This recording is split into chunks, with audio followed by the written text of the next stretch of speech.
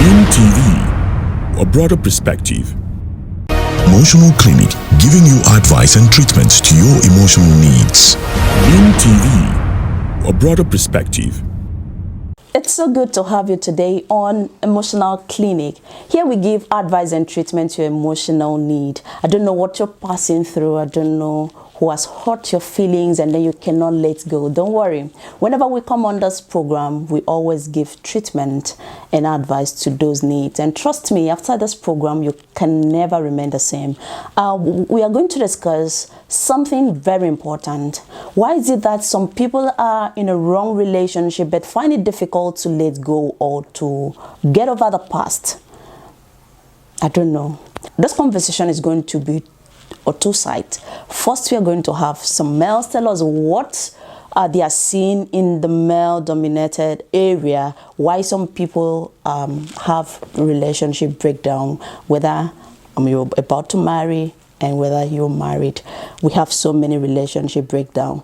So when we are done with the male, we are going to discuss with the female to tell us their own side. Why do we have so much of relationship breakdown? But before then, we'll play you some cool music. And when we are back, we have some gentlemen here that will tell us the causes of relationship breakdown. My name is Blessing Ambrose, and I'm glad to have you today. Baby, won't you tell me why there is sadness in your eyes? I don't want to say goodbye to you. Love is one big illusion I should try to forget, but there is something left in my head. You're the one who set it up, now you're the one to make it stop. I'm the one who's feeling lost right now. Now you want me to forget every little thing you said, but there is something left in my head. I won't forget the way you're kissing, the feeling so strong, we're lasting for so long, but I'm not the man your heart is missing. That's why you go away, I know. You're welcome back to Emotional Clinic. Here we give advice and treatment to your emotional needs. My name is Blessing Ambrose, and like I told you before we went on that short break, that today we want to talk about the causes of relationship breakdown, whether you're about to marry or you're in marriage already. What causes relationship breakdown? I won't be the one to talk about it today alone, but we have some gentlemen that will tell us what they've seen. They've been in a relationship, maybe one relationship or the other, and the things that they've seen. Maybe what happened, they were going to share their life experience with us. What happened that they have to break up from one relationship and then move on to the next relationship? And also, why people hold on so much to relationship even when the relationship is no more. All right, first on my left is Kufre Kata. Kufre Kata is male activist, the virgin, audio virgin. Kufre, welcome to the program. Thanks very much, Auntie B. And next to Kufre is Udeme Okon. Udeme Okon is a counseling psychologist. Welcome to the program. Thank you, Blessing. Let's start like this. A lot of people find themselves in wrong relationships. They know that they are not compatible with this person, but they find it difficult to let go. What could be the reason? Okay, I'll take that first. A lot of, I could give very, very many sarcastic reasons why I feel people cling on to relationships that are playing or working. Okay. Or they know very well they're not compatible with. First of all, maybe love. Love is a very funny thing where definitely this is poison you're taking, but like seriously, you love something that you know is poisonous? Exactly. Love keeps telling you there's a chance you'll survive. Wow. If you don't drink a certain amount, well, definitely it's poison. But the love keeps resounding in your head that you don't drink a certain amount, or there's a chance you come out of this alive. Love could make people make a very, very uninformed decisions, or maybe stay in places where they clearly don't belong there, or maybe they're not appreciated. When in a relationship context, and apart from love, maybe the very, very funny reasons like maybe sex. Okay. People could be with very toxic partners, but for the fact that they give good sex, or they enjoy having sex with them, okay, they feel okay, they might not get this kind of sex elsewhere. So instead of finding out somewhere else, they'd rather stay here and take out the bullshit. So love and sex, I think it's for now. I think these are the two reasons why, or maybe not if I want to add another reason, what people will say, or possibly, or maybe for maybe some false hope. Like for ladies, I feel okay. This guy probably will marry me. We'll be together for a long time. So if he considers the length of time this relationship lasted, he probably will compensate me by marrying me. So instead of having to go and start all over again, I'm not getting younger. Instead of this is for ladies that actually are more advanced in age. The craze for marriage now has given ladies this false hope that any guy you with should marry, irrespective of what you're taking from the guy, especially the ladies that actually have some sort of pressure from the family to settle down. So the vulnerable, they take bullshit from a guy just for the fact that they have the hope that he will marry them. Kufre, let's be real here. Let's be very real. Have you been in a relationship that you know very well that this relationship is not a good one, but you held on to it? Share with us the reason. Well, yeah, I think I have been. My last relationship, I think it took a whole lot from me emotionally, but So what did you hold on? Well, for most of the same reasons I please share with us. We'd like to know. Yeah, I loved her actually. It's very personal now. I loved her. One thing about love is if you're with the wrong person, you can be taken advantage of because you're vulnerable. You've let your guard down. Okay. That's love. So that person might be selfish and take advantage of that. So he or she will definitely, no matter what I do, he or she will still be there. So in my own case, I think I gave in too much. I invested too much. So how did you know that the relationship was not a good one? If you love the person, I got more pain than joy. Okay. I knew it was toxic, but for some reason, I couldn't let go. And funny enough, I actually met people who were better, who liked me more. For some very, very mundane reasons. Which you don't want to share. Exactly. I see relationship. So it could be very complicated. That's why I keep telling people, love for me is overrated. Okay. Be friends with somebody and maybe build on that friendship. But love will make you take very, very biased decisions, make you hurt yourself. And I won't say I don't believe in love, but I think it's overrated.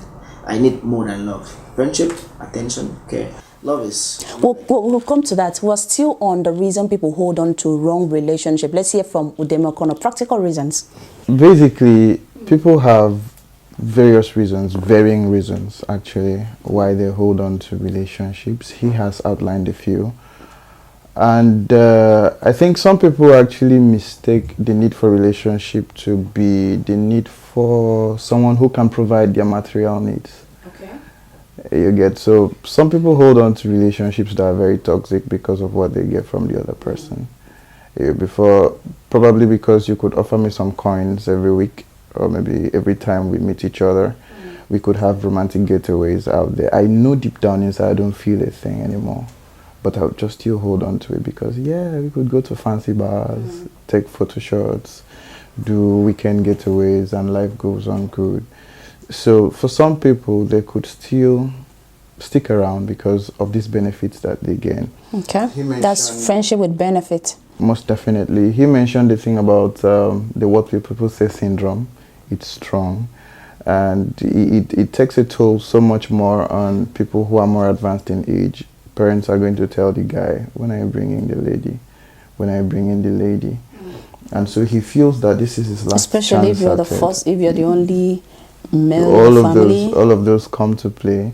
And then for the lady, the mother could be saying, how far now? Your younger sister don't you marry you? How far? So all of these things, all of this pressure could actually make someone to stick around hoping to make a change in the relationship even when it is going south. And so all of these things build up, and over a period of time, you do not find expression, you lose yourself completely. You are stuck. You want to leave, but you do not know where you are headed. And so you continue to look around, you swallow all of these bitter pills, and then you continue to sit in there, hoping that, at some point, All right, we'll go on a short break. When we return, we are going to look at the danger signs in relationship. At what point can you say, I am done with this, I can't continue, I can't take it anymore? Stay with us.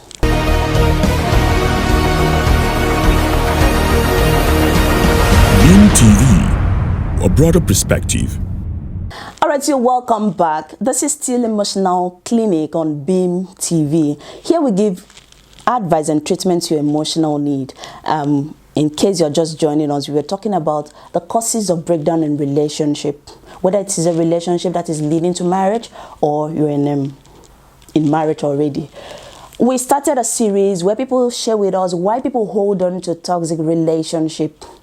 And now another guest has joined us. His name is A.K. Kingsley. A.K. Kingsley, welcome to the program. Well, thank you very much. Nice to be here. All right, we want to look at those danger signs in relationship. What can you classify as danger sign? This thing we cannot tolerate. This thing is not good for relationship, but another person can endure, but you cannot endure. A.K. Kingsley, let's start with you. What are those danger signs in relationship? Okay, if I'm to summarize, I would say, well, in a very less serious way, someone would say, I cannot take it again. I cannot go and keep myself. But Anchor. I not do again.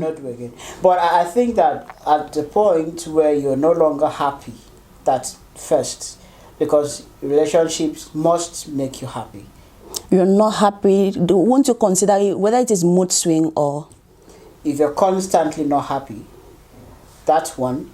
Again, if that relationship cannot support your dreams, I would say cannot support your personal growth, cannot guarantee your emotional safety. Okay. Yes. At that point, it's obvious that you have the option, I think, you have the option of calling it a quit or try harder. That's all. Kufre Kata.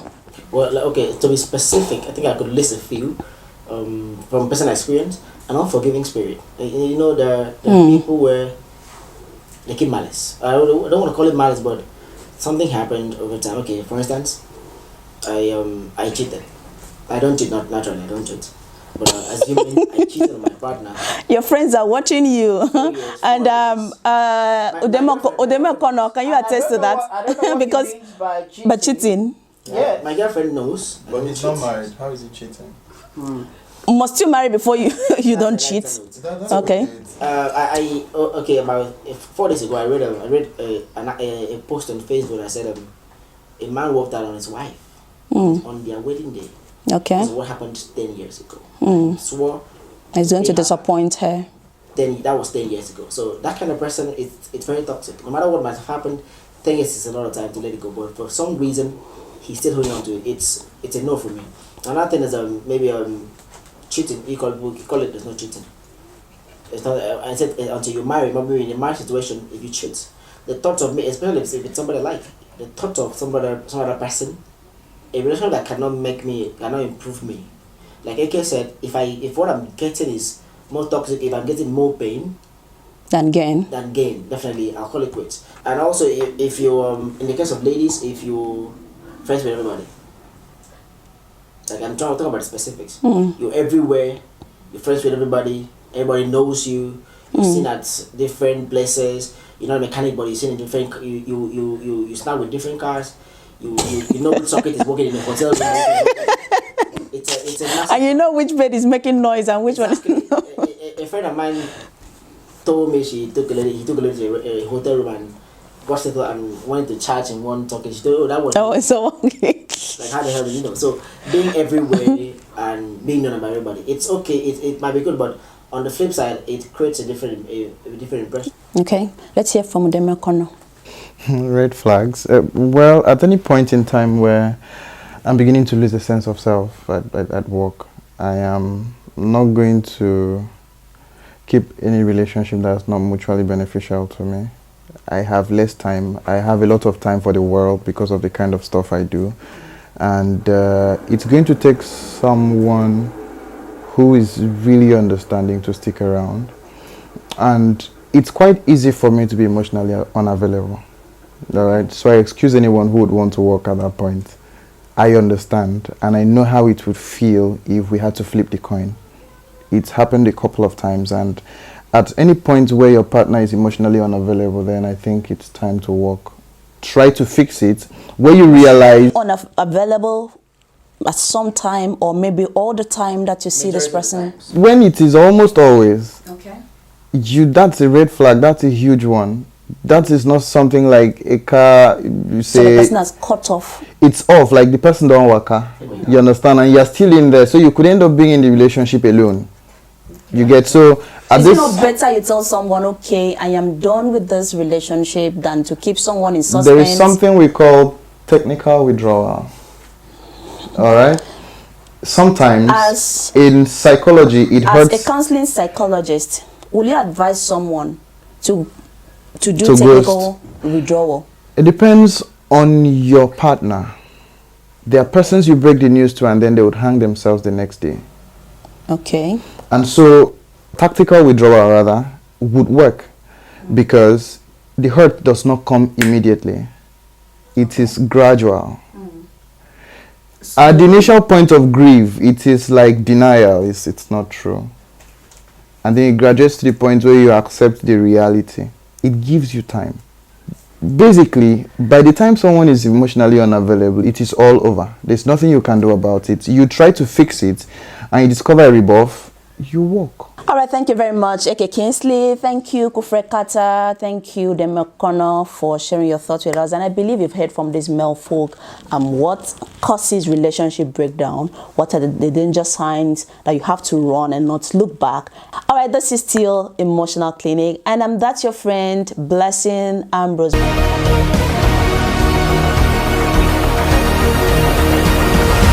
TV, a broader perspective.